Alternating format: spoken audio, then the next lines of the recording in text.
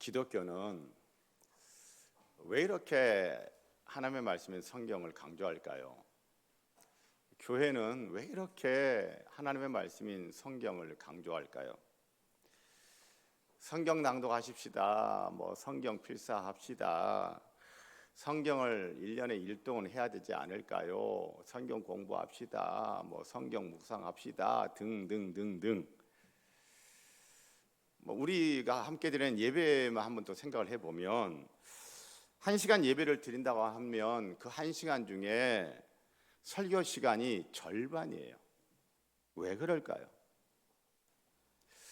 그만큼 우리는 하나님의 말씀 듣는 것을 중요하게 여기기 때문이죠. 그리고 또 내년부터는 우리 교회가 성서유년 선교회의 매일 성경을 가지고 뭘 한다고 해요. 매일 성경? 벌써 부담스럽지 않습니까? 매일 뭐라고요? 성경. 와, 매일 성경. 와, 이 가슴이 설레는 분도 있지만 매일 성경? 우리가 매일 밥 먹고 매일 커피나 차를 마시고 매일 유튜브 보고 매일 카톡하고 매일 인스타그램 하고 등등 이런 거 힘들고 어렵다고 생각하시나요?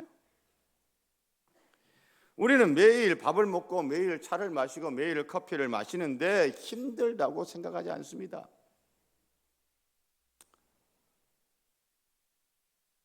카톡 안 하고 SNS 안 하고 유튜브 안 보고 하루를 살 수 있나요?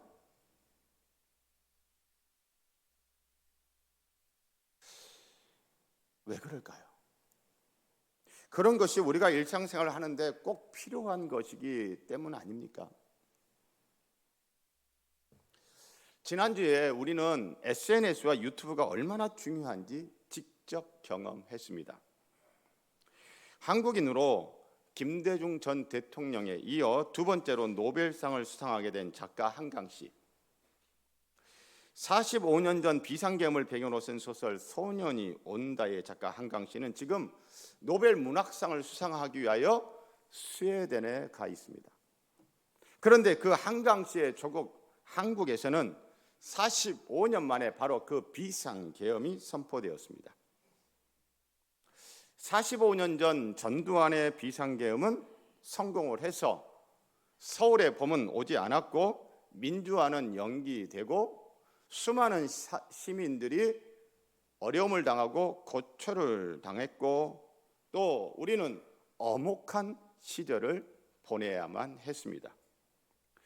그런데 이번 윤석열 대통령의 비상계엄 선포는 2시간 30분 만에 국회의 결의로 비상계엄이 해제되었습니다. 윤석열 대통령의 비상계엄이 실패한 원인을 사람들은 여러 가지로 이야기를 하고 있더라고요. 저는 그중에 빼놓을 수 없는 것이 바로 계엄군이 진입한 국회 상황을 시민들이 실시간으로 SNS로 퍼나르고 유튜브 라이브 방송을 했다는 겁니다. 그래서 그 늦은 밤 껴있는 수많은 국민들이 서울의 밤 그 상황을 다 본 거죠. 매일 SNS, 매일 유튜브 중요합니다. 그러니까 매일 하는 거 아니겠습니까? 그런데 매일 성경, 듣기만 해도 힘들다는 성도님들이 계실 것 같아요. 매일 성경, 그거 부담되고 힘든데 해야 하나요? 라는 성도님도 있을 수 있습니다. 그런데 얼마나 중요하면 성경 앞에 매일이라는 단어를 붙였을까요? 얼마나 중요하면 매일이라는 단어를 성경 앞에 붙였을까요? 오늘 본문도 하나님의 말씀인 성경이 중요하고 또 중요하다고 말합니다. 오늘 본문으로 한번 같이 가볼까요? 4절에서는 신앙을 고백합니다. 우리 하나님 여호와는 오직 유일한 여호와이십니다 라고 신앙을 고백해요. 우리 성도님들, 하나님을 믿으십니까? 예수님을 믿으십니까? 성령님을 믿으십니까? 예, 방금 우리가 아멘한 것이 바로 우리의 하나님이 삼위일체 하나님이심을 믿는다는 신앙 고백이었습니다. 그래서 우리의 신앙 고백인 사도신경이 삼위일체 하나님을 믿는다는 고백이에요. 자, 여러분, 우리 조금 전에도 우리 다 함께 신앙을 고백했어요. 사도신경으로. 사도신경은 성부 하나님, 성자 하나님, 성령 하나님, 삼위 하나님이 한 하나님, 삼위일체 하나님이라고 하는 이 구조를 가지고 세 개의 단락으로 되어 있습니다. 여러분, 사도신경 맨 처음에 어떻게 시작하나요? 시작. 전능하사 천지를 만드신 하나님 누구를? 아버지를 믿사오며 성부 하나님을 믿습니다. 그리고 그 다음에 그 외아들 우리 주 예수 그리스도를 믿사오니 성자 하나님을 믿습니다. 그리고 뒤편으로 가면 또 누구를 믿사오며? 성령을 믿사오며 성부 하나님 믿습니다. 성자 하나님 믿습니다. 성령 하나님 믿습니다. 삼위 하나님이 한 하나님임을 믿습니다 라고 우리는 신앙 고백을 했어요. 자, 여러분, 이렇게 6장 4절 먼저 신앙을 고백을 했잖아요. 하나님 믿습니다. 하나님이 이런 하나님을 믿습니다. 그렇게 하나님을 믿는 사람들에게 하나님이 5절에 이제 말씀하십니다. 내가 그런 하나님을 믿니? 나를 믿는구나. 그 고백을 받으시면서, 우리의 신앙 고백을 받으시면서, 우리의 믿음의 고백을 받으시면서 하나님을, 나를 믿는 사람은 이렇게 살아라 라고 이제 삶을 이야기합니다. 5절에서 하나님을 믿는 사람에게 요구하는 삶은 뭐냐면 하나님을 사랑하는 거예요. 너는 마음을 다하고 뜻을 다하고 힘을 다하여 내 하나님 여호와를 사랑하라. 하나님을 믿는 저와 여러분이 힘써 해야 하는 것은, 우리가 살면서 힘써 해야 되는 건 뭐라고요? 하나님을 사랑하는 거예요. 그러니까 4절은 하나님을 믿는 신앙인의 고백이요, 5절은 하나님을 믿는 신앙인의 삶을 이야기하고 있어요. 어떤 삶이요? 하나님을 사랑하는 삶. 사랑하는 성도 여러분, 사랑하는 거, 여러분, 이게 참 묘한 건데요, 내가 누군가에게 사랑을 받으면 좋잖아요, 그렇죠? 그리고 또 내가 누군가를 사랑하면 그것도 어떻습니까? 그것도 행복하죠. 청춘 남녀가, 젊은이들이 애인이 생겨가지고 둘이 막 서로 사랑을 하면 그 얼굴이 예전과 같아요, 달라요? 달라. 왜? 사랑하니까 행복한 거예요. 사랑하니까 행복해. 여러분, 누군가를 미워하고 누군가를 시기하고 누군가를 질투하고 누군가를 싫어해 보세요. 여러분, 행복하십니까? 행복하지 않을걸요. 자, 그런데 사랑을 하면 분명 행복해요. 그런데 이 행복한 사랑하기 어려울 때 없으시던가요? 힘들 때 없으시던가요? 나 그만 사랑할 거야, 이제 여러분, 그럴 때 없던가요? 내가 배 아파서 낳은 자식인데 그 자식 정말 사랑했는데, 여러분, 그 자식이 왼수처럼 여겨지고 이제 나 그만 사랑해야 되겠다. 나 다시는 이놈의 자식 그냥 내가, 여러분, 그럴 때 한 번도 없었습니까? 저는 제가 20대 때 읽었던 시집의 제목이 잊혀지지가 않아요. 그 시집의 제목이 무엇이었냐 하면, 한번 따라서 해보시겠습니까? 사랑은 스스로 선택하는 고통입니다. 하나님이 세상을 이처럼 사랑하사, 하나님이 우리 사랑하신대요. 여러분 좋으십니까? 하나님이 우리를 사랑하신대요. 행복하십니까? 하나님이 우리를 사랑하신대요. 감사하십니까?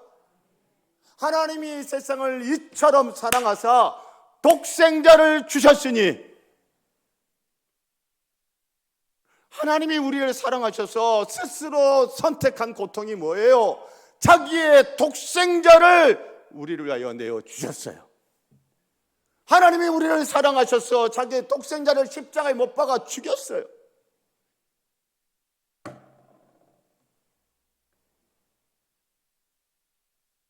행복하지만 때로는 너무 힘겨운 사랑. 내 배 아파서 낳은 이 내 자식도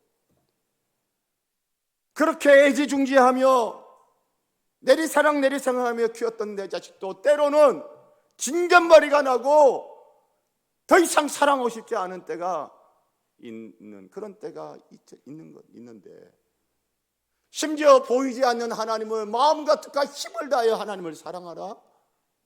그 하나님을 사랑하면 행복해요. 그런데 그렇게 하나님을 사랑한다는 거 하는 게 여러분 만만한 게 아니잖아요. 우리 알잖아요.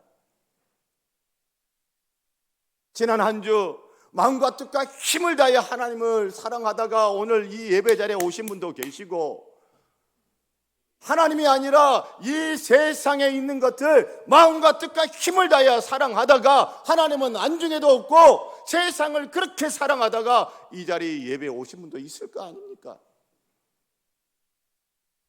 하나님을 그렇게 최선으로 사랑한다는 게, 사랑하는 삶이 그렇게 만만한 게 아니라는 거 우리 잘 알잖아요. 목사인 저도 쉽지가 않아요.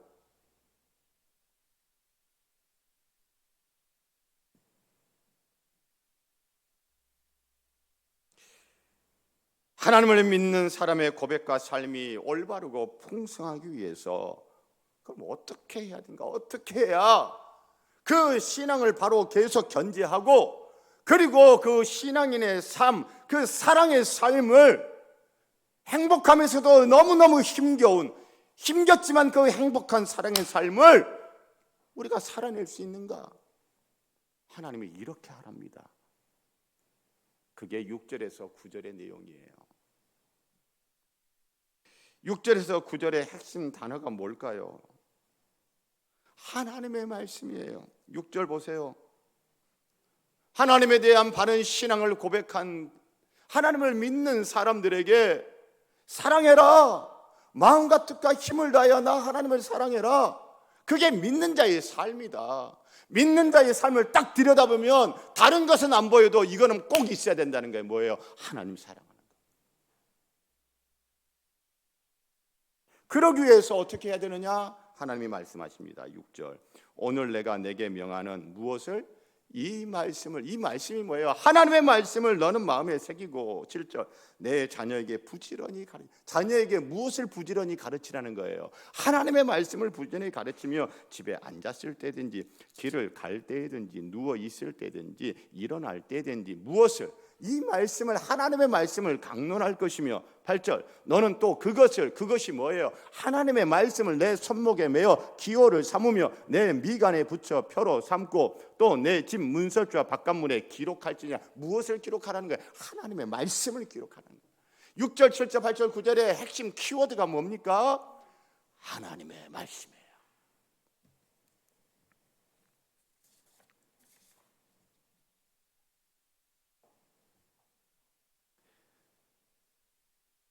하나님을 믿는 사람이 마음과 뜻과 힘을 다하여 하나님을 사랑하는 삶을 살려면 어떻게 하라? 하나님의 말씀.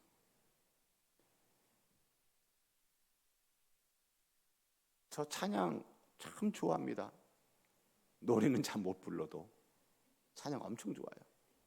제 옛 제자들 중에 한 명이 목사님은 노래방 가면 저기 조용필의 킬리만자로의 표범을 하세요. 킬리만자로의 표범은요, 노래보다는 나레이션이 엄청, 뭐 목사님 보니까 뭐 음색도 괜찮고 이렇게 마이크 잡고 나레이션 하면 그냥 뻑 갈 것 같습니다. 노래 안 불러도. 전 노래는 잘 못해도 찬양 좋아해요. 여러분 찬양 좋습니까? 찬양 중요하죠. 그런데 여기서 찬양하라, 찬양을 말하지 않아요. 기도 좋습니다. 기도 중요합니다. 그런데 여기서 기도 이야기를 하지는 않아요. 내가 바른 신앙을 계속 견지하고 바른 신앙인의 삶, 하나님을 뜨겁게 사랑하기 위해서 제일 중요한 것은 찬양도 아니고 기도도 아니고 뭐라는 거예요? 말씀이라는 거예요. 하나님의 말씀이 근간이요, 기본이요, 핵심이라는 거죠. 그 말씀이 있고 찬양이 있는 거예요. 말씀이 있고 기도가 있는 거예요. 말씀이에요, 말씀. 그래서 유대인들은요, 토라, 모세오경, 창세기, 출애굽기, 레위기, 민수기, 신명기, 이 모세오경을 유대인들은 토라라고 합니다. 그래서 유대인들은 이 토라를 1년에 1독을 해요. 그것도 매주 정해놓은 동일한 성경 본문을 따라 일독합니다. 모세오경 토라를 일독하는 첫날 창세기 1장 1절부터 4장 몇 절까지, 2주차 4장 몇 절부터 6장 몇 절까지, 3주차 6장 몇 절부터 뭐 10장 몇 절까지, 이렇게. 그것을 파라샤트 하샤부아라고 합니다.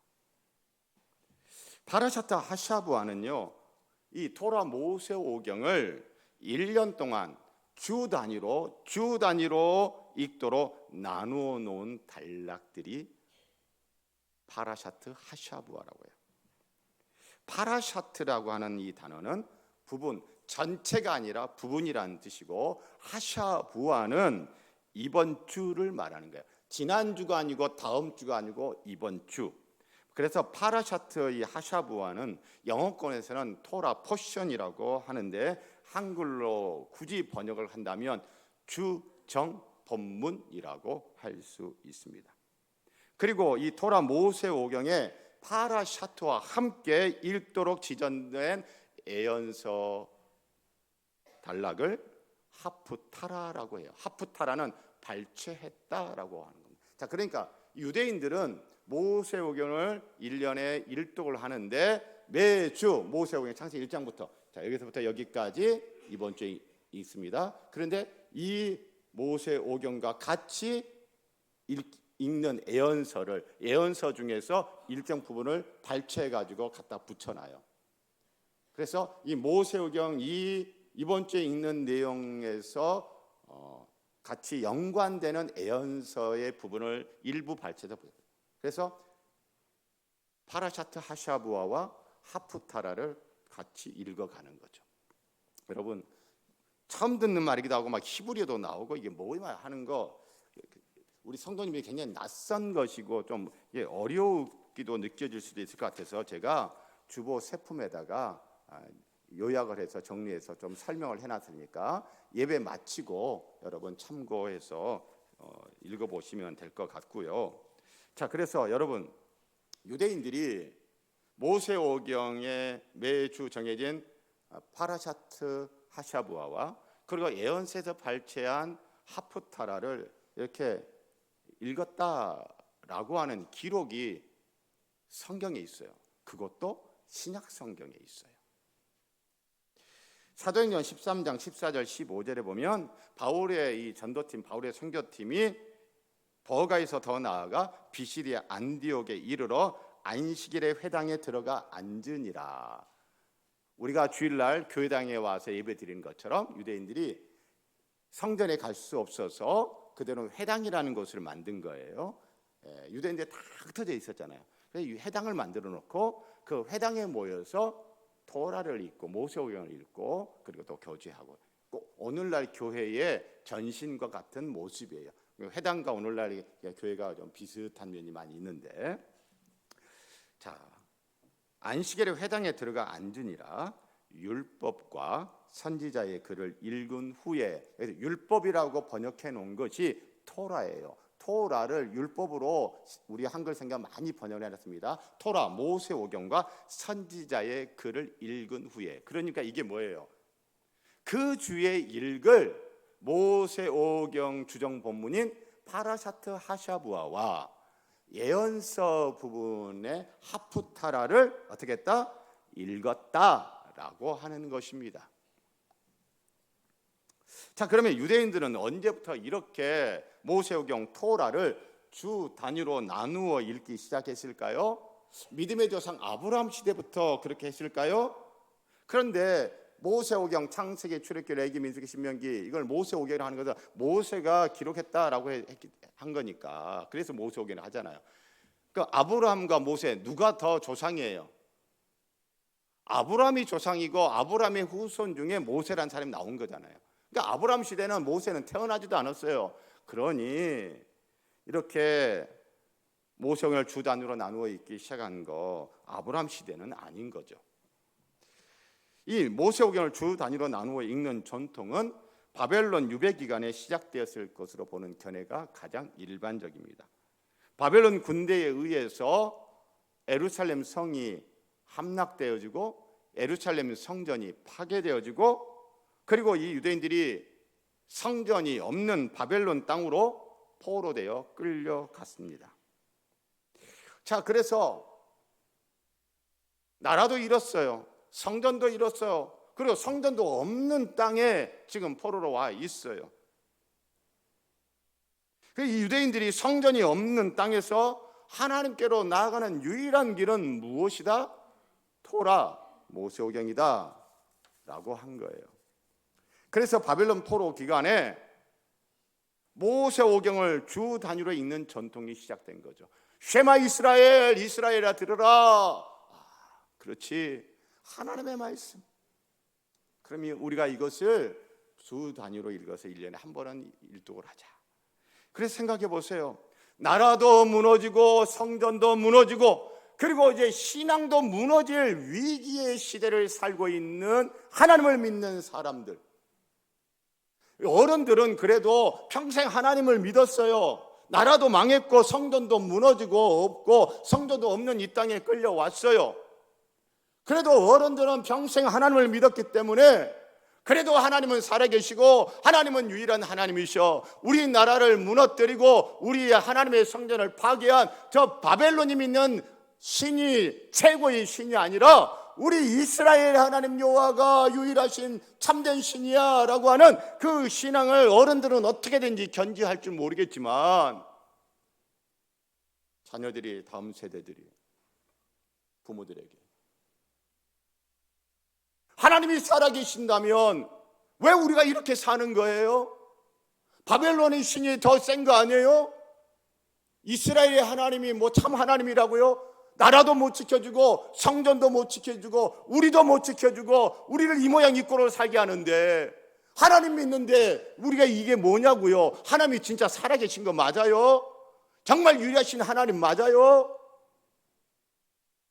여러분, 이 유대인들은 신앙의 대혼돈이 오는 겁니다. 이때 신앙을 견지하고 그리고 하나님을 사랑하는 믿는 자의 삶을 과연 살아낼 수 있을까? 위기의 시대인 거예요. 그때 유대인들은 이 말씀을 기억하면서 쉐마 이스라엘, 그래서 그러면 우리가 어떻게 이것을 실천할 것인가? 모세오경을 주 단위로 나누어서 읽기 시작한 겁니다. 그러면서 모세오경 1년에 일독하는 거예요. 유대인들은 남자아이는 13살이 되면 성인식을 하고 여자아이는 12살이 되면 성인식을 합니다. 자, 그래서 유대인들은요, 신앙이 좋은 유대인들은 성인식을 하고 난 이후부터 1년에 모세오경을 꼭 일독합니다. 자, 그러면 13세에 성실한 남자아이가 이제 63세가 되었다. 그러면 이 남자 유대인은 모세오경을 몇 번 읽은 거예요? 50번 읽은 거예요. 12세에 성실을 한 여자아이가 52세가 되었다. 그러면 그 유대인 여자는 그동안 평생 동안 모세오경을 몇 번 읽은 거예요? 40번 읽은 거예요. 여러분, 이렇게 나라도 무너지고 성전도 무너지고 신앙도 무너질 위기의 시대를 유대인들은 모세오경을 따박 부모와 자녀가 같이 따박 형제 자매가 같이 매주 따박 모세오경과 그리고 발췌한 예언서 부분 하프타라를 같이 1년에 1독하면서 그들의 신앙을 지켜냈고 그리고 그들의 신앙을 다음 세대에 전수하고 계승했어요. 그래서 이때로부터 또 500년 뒤에 로마 군대에 의하여 또다시 예루살렘이 무너지고 예루살렘 성전이 파괴되어지고 그 이후로 2000년 동안 유대인들은 전 세계에 흩어져 디아스포라 되어 살아갔지만, 그래서 세계 역사 속에 한 줌밖에 안 되는 그 유대인들이었지만 그들의 정체성을 지키고 그들의 신앙을 지키며 그들의 신앙을 전수하고 계승하면서 한 줌밖에 안 되는 유대인들이 지금까지도 세계 역사에 가장 강력한 영향력을 행사하고 있습니다. 우리는 이들을 보면서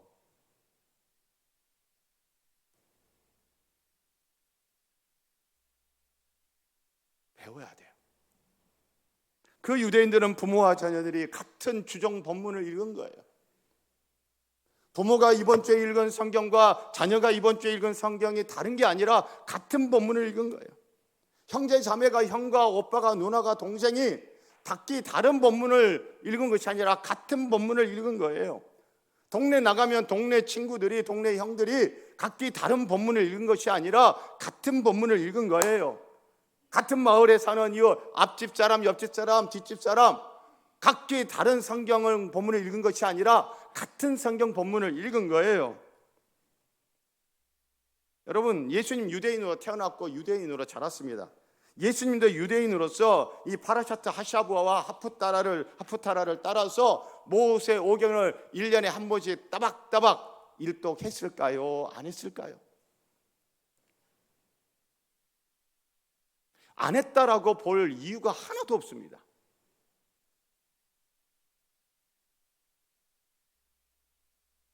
예수님이 13살에 성인식을 했으면 십자가에서 예수님이 33살에 돌아가셨다고 하시면 예수님은 모세오경을 몇 번 읽었을까요? 20번은 읽은 거예요. 여러분, 이 자리에 우리 평생 신앙생활 했는데 20번 모세오경 읽은 분 한번 손 들어 보실래요? 가슴에 손. 물론 그 이상 더 많이 읽으신 분들 계세요. 그렇지만 30년, 40년, 50년 신앙생활에서도 모세오경 그 정도로 읽은 분 아마 많지 않을걸요? 그게 우리 한국교회의 현실 아닙니까? 그게 우리의 영적인 현실 아닌가요? 그러나 예수님은 그렇지 않아요. 믿음 좋은 아버지 어머니 밑에서, 그리고 예수님이 설교하시는 그런 내용들을 보면 구약 성경을 모르고는 절대 그런 설교를 할 수가 없어요. 그런 말씀을 할 수가 없어요. 구약 성경이 정통한 분이 예수님이에요. 유대인으로 자라면서 파라샤트 하샤브와 하프타라를 따라 매년 읽은 거예요. 그리고 그렇게 성경을 읽는 것을 예수님은 이상하게 여기지 않았어요. 당연하고 자연스럽게 받아들였어요. 그 흔적이 나옵니다. 누가복음 4장 16절 17절. 예수께서 그 자라나신 곳 나사렛에 이르사 안식일에 늘 하시던 대로 회당에 들어가사. 안식일이면 늘 하던 대로 회당에 간대요. 그러니까 안식일에는 어디 간다? 회당 간다. 오늘날 주일 되면 우리 어디 간다? 교회당 간다. 그런 것처럼 늘 하던 대로 회당에 들어가서 성경을 읽으려고 서심해. 자, 그날 예수님이 성경을 낭독하는 낭독자로 딱 섰어요. 서심해 선지자 이사야의 글을 드리거늘. 회당장이 나사렛 예수에게 오늘 읽을 본문은 이사야서입니다 라고 하면서 갖다 준 거예요. 자, 그러면 여러분, 파라샤트 하샤부아와 또 뭘 읽는다고요? 예언서 중에 발췌한 파라샤트 하샤보아와 여기에 걸맞는 에언서의 일부분을 발췌해서 읽는 걸 뭐라 한다? 하프타라 한다. 바로 그 하프타라예요. 예수님이 오늘은 내가 이 성경 읽고 싶어요. 그래서 예수님 자기가 읽고 싶은 걸 읽은 게 아니라 오늘 이번 주에 우리가 읽을 모세오경 이 부분이고, 이 부분에 걸맞는 하프타라 에언서에서 발췌한 것이 이사야서 말씀입니다 라면서 이사야서 말씀을 갖다 준 거예요. 그때는 한 권의 성경책에 있는 것이 아니라 두루마리로 있잖아요. 그러니까 이사야서 두루마리 그러니까 이사야서 두루마리를 갖다 주는데 말린 채로 갖다 준 게 아니라 펼쳐가지고 읽어야 될 그 부분을 해서 이렇게 딱 갖다 주는 거죠. 그래서 예수님이 낭독한 하프타라가 이사야 61장 1절 2절이에요. 여호와의 영이 내게 내리셨으니 이는 여호와께서 내게 기름을 부으사 가난한 자에게 아름다운 소식을 전하게 하려 하심이라. 나를 보내사 마음이 상한 자를 고치며 포로된 자에게 자유를, 갇힌 자에게 노임을 선포하며 여호와의 은혜와 우리 하나님의 보복의 날을 선포하여 모든 슬픈 자를 위로하되. 여러분, 이것이 2500년 전, 2000년 전 이야기예요. 그리고 2000여 년 동안 유대인들은 이 방식을 계속 해오면서 나라도 없고 전 세계에 흩어져 살면서, 그리고 또 역사 속에서 얼마나 많은 위기를 겪었어요. 유대인 대학살도 경험하고 수많은 핍박과 고난을 당하면서, 그런데도 그들은 자기들의 정체성을 유지하면서 세계 역사 속에 강력한 영향력을 행사하고 있다는 거죠.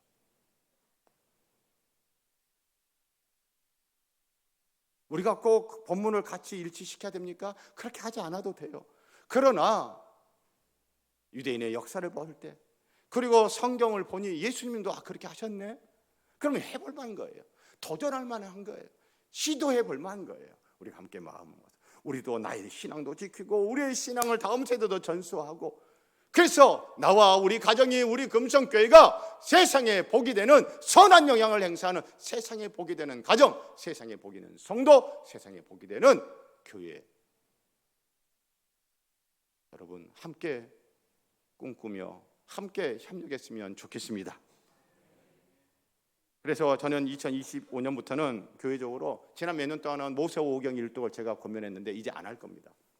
왜냐하면 모세오경 일독 하는 분, 또 열심히 있는 분은 나는 또 성경 일독도 할 거야.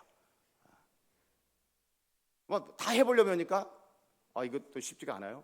그리고 또 교사하시는 분들은 구역 모임 법문하고 교회학교 주일 공과가 또 달라. 다 하려다 보니까 열심히 해보려다가 나중에 이거 힘들다. 안 해버릴 수 있잖아요. 그래서 통일시키는 것이 어떻게 보면 또 유익도 있잖아요. 그래서 여러분, 이제는 매일 성경 보면 매 페이지마다, 그 매일마다 오늘 읽을 성경은 몇 장부터 몇 장까지 그렇게 쭉 가면은 일독한다 이거죠. 그런 게 있고, 그리고 지금 우리 교회는 새벽기도 설교 매일 성경 본문을 따라서 하고 있고, 또 금요일기도 설교 제가 토요일 본문을 가지고 하고 있고, 그리고 가정예배지 제가 보내드리는데 그거 매일 성경의 그 가정예배지. 그리고 우리 장년들 구역 모임 하는데 그게 매일 성경 있는 매주에 있는 소그룹 나눔, 그거 가지고 하고 있잖아요. 그러면 이제 각 교육부서도 다 이 매일 성경으로 우리가 함께 하게 되어지면 엄마 아빠가 구역 모임에서 한 그 본문과 자녀가 교회 학교에서 한 공과가 본문이 다르다 같다? 같아요. 그럼 교사하는 장년 성도가 공과 준비하는 것도 훨씬 더 수월하겠죠.